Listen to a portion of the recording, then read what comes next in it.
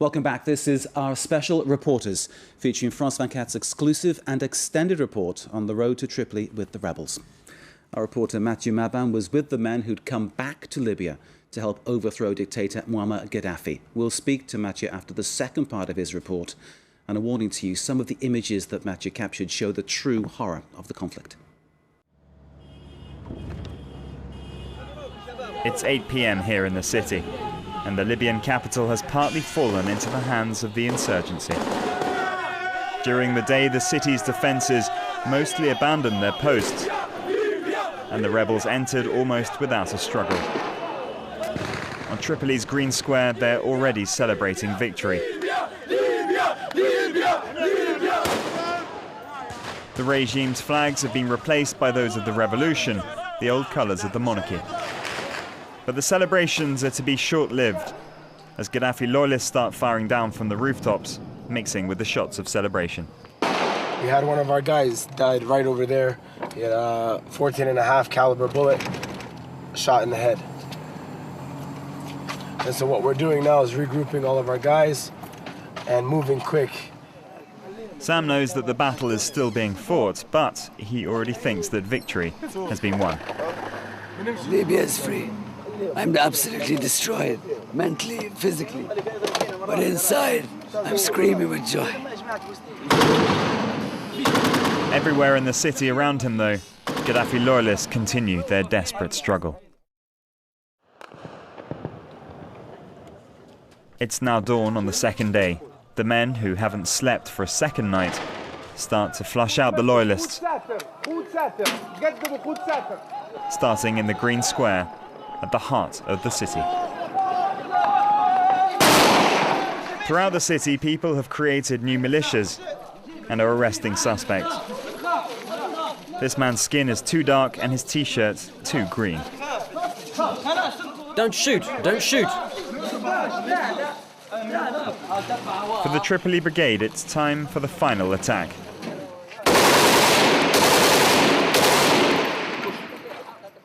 At the end of this street, behind a wall, lies Bab al-Azizia, Muammar Gaddafi's stronghold. The gathered troops have hoisted green flags. Wait! Wait! That's enough, get ready! Mehdi's brought together all the volunteers he can lay hands on for the last battle. Anti-aircraft guns mounted on a truck give the sign to start the assault. Mehdi's been injured in the ankle.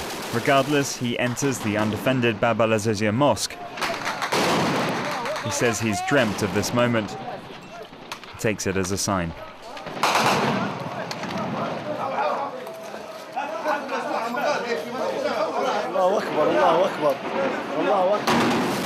Bab al-Azizia is a huge complex, 6 kilometers squared, and completely enclosed behind defensive walls. To approach the first wall, you have to cross 200 meters of no man's land.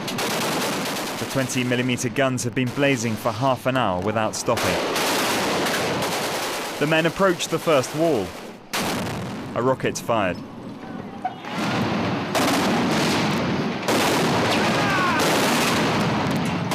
Then a deluge of gunfire.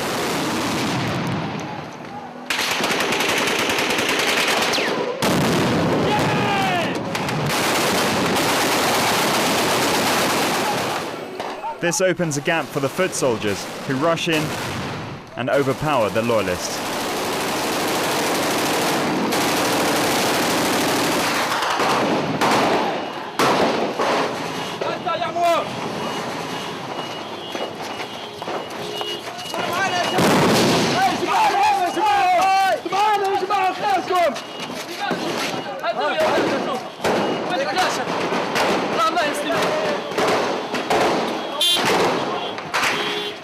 Now the very heart of the regime is only a few meters away.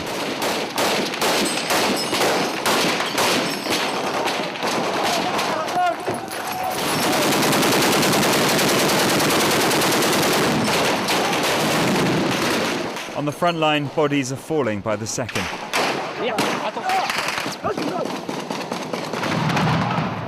After that, the home straight and the end of their mission.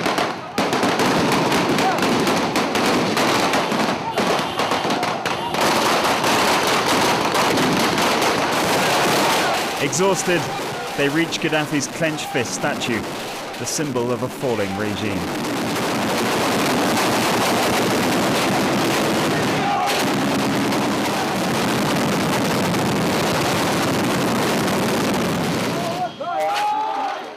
As evening falls, the men come to terms with the fact that after 6 months of fighting, it's the end. 1,000 men have died in Tripoli over 2 days. Almost 60 were members of the Tripoli Brigade.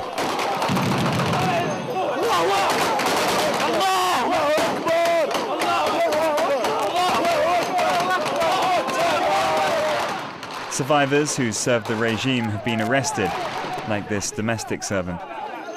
This man says he's just an office worker, but they will all fill the prisons of a new Libya to await judgment. I'm Libyan like you. I love Libya just like you.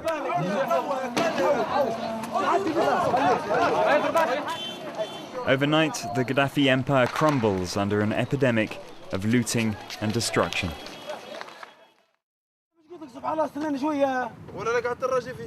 Sam emerged unscathed from the final assault. He's taken to the beach with other survivors from his team. New free Libya. It's amazing. We're not just soldiers, we are civilians. 99.9% of us are civilians. I never wanted to fight, I never wanted this to happen. It's been an amazing journey. It's had its ups and its downs, and hopefully when it's finished, we'll look back on all this, and I just want everything to be revealed. Why people like me, why we left to do this great work, this great job, why we felt that the burden was on our shoulders to do it. Some weren't as lucky as Sam. You know what, the tall guy, he told you I lived in Baba Azizi. Yeah. I have to go visit his family. Before he died, he told me that morning when we left, he said to me, if I pass away, sell my car and stuff and give it to my mother so she can travel and go on the pilgrimage to Hajj. So even now, if I can't find his car or stuff like that, I'll pay the money myself.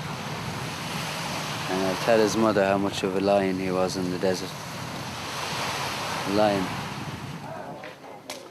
Mehdi, the leader, has become a national celebrity. Many noteworthy people jailed by Gaddafi and now free have come to see him. Mahmoud, look, it's Mehdi Harati.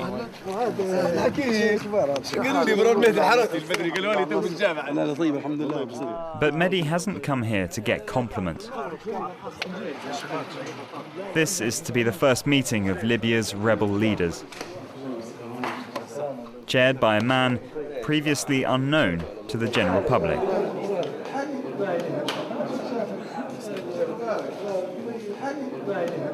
This is Abdel Hakim, Commander.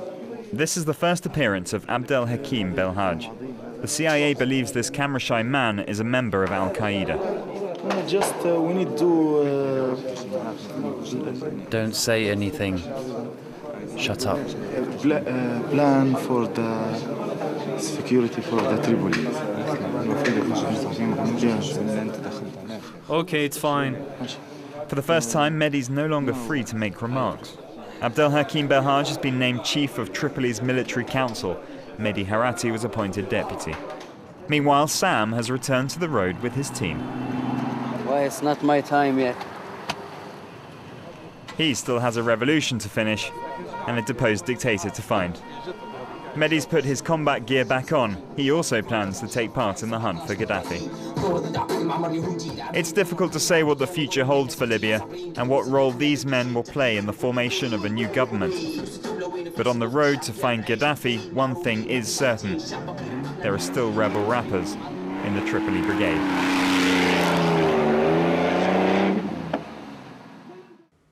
Well, let's now talk to Matthew Maban, our reporter who brought you the inside story of the push for Tripoli, and of course an insight into the men who put their lives on the line to overthrow Muammar Gaddafi. Matthew, ordinary people from Libya and beyond, did this surprise you? Oh yes, definitely. I was absolutely surprised by the fact that the rebellion pushed so hard and so brutally and came inside Tripoli so quickly. France 24 has been sending a lot of teams on the field, really on the field, since the very beginning of the revolution. And we were coming back quite often with the idea that as a rebellion sometime was not motivated enough, not trained enough, not determined enough. It was not the case for this assault on Tripoli. It was not the case for this Katiba Tripoli. We met some men who were absolutely determined to win the battle, to go inside Tripoli and to make Gaddafi run away, which happened at the end. But ordinary people, as you say. Now, there has been talk of special forces being involved as well. Did you see any evidence of that? No, really not. We've been living with them for about a week, and we've been observing them. They've been training for sure, and this is what they told us. They spent something like 2 or 3 months in the desert on the west part of Libya, and they received some weapons from the French, from the British, some weapons which were dropped on the field. But I did not recognize any European style in the way they were fighting.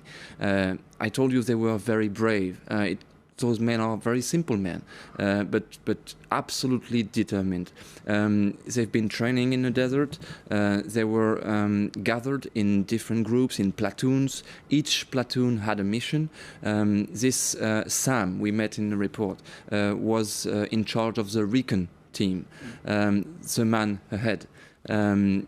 Everything was planned, organized. They were briefed by the coalition. They were receiving a plan. They were permanently in communication with the coalition, just to tell their needs. To say, in this area there is a tank company which could be good if this company was destroyed. Help from the coalition, advice from the coalition, yes. But on the ground, yes. Basically ordinary people.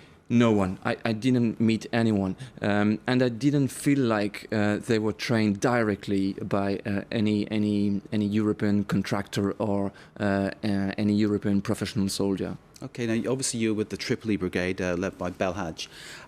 There are different brigades, possibly with different ideas. Up till now, there's been one common idea: let's get to Tripoli, let's get rid of Gaddafi. Now, once you've gone beyond that, do you think there's still a risk that among the rebels there will become a point where they don't see the same aim, that they don't want the same things, and it kind of disintegrates into infighting? I think the key word is diversity. As everywhere in the world, the population is made of many sensibilities. Of course, Islam is everywhere in Libya. Islam is the religion in Libya. Almost all the men and women are Muslim, and in a time of war, you always feel closer from God. It's also the case in our own history, in Great Britain, in France, how people who were fighting in the First World War were becoming much more Catholic than before in their life. This is what I saw on the field. Now we know that some fundamentalists are fighting in the rebellion ranks. Definitely, I don't think they are in majority. Definitely not. We met together watching the report. We met some young Libyan listening to modern music, playing as kids, and the motivation was definitely freedom.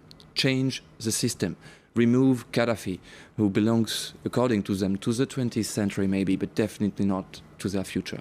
Now, you put yourself at great personal risk to capture the images that we saw. Some people watching may ask, what makes you stick with that kind of story and do that, when other people may say no, and other people might be asking, well, how did you feel you could trust the people you were with? It's a question of feeling, maybe.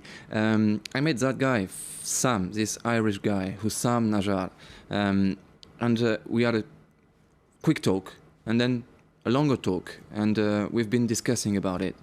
He told me, you know, it's going to be difficult, it's going to be long maybe, it's going to be dangerous, but we felt, because we talked with our team, once again, I was not alone in Libya, France 24 is a team, definitely. We talked about it, and we thought that it was a part of history of Libya, and a part of history which remains as our own history, maybe French people, but not only. It's also a common history in Europe. The history of the appearance of freedom and democracy. It was a part of history, and we had to be there. Mathieu Maban, thank you very much indeed. Matthew's report, of course, can be seen again online via france24.com. Thank you very much for watching this programme. This is Reporters. You're watching France 24. Stay with us.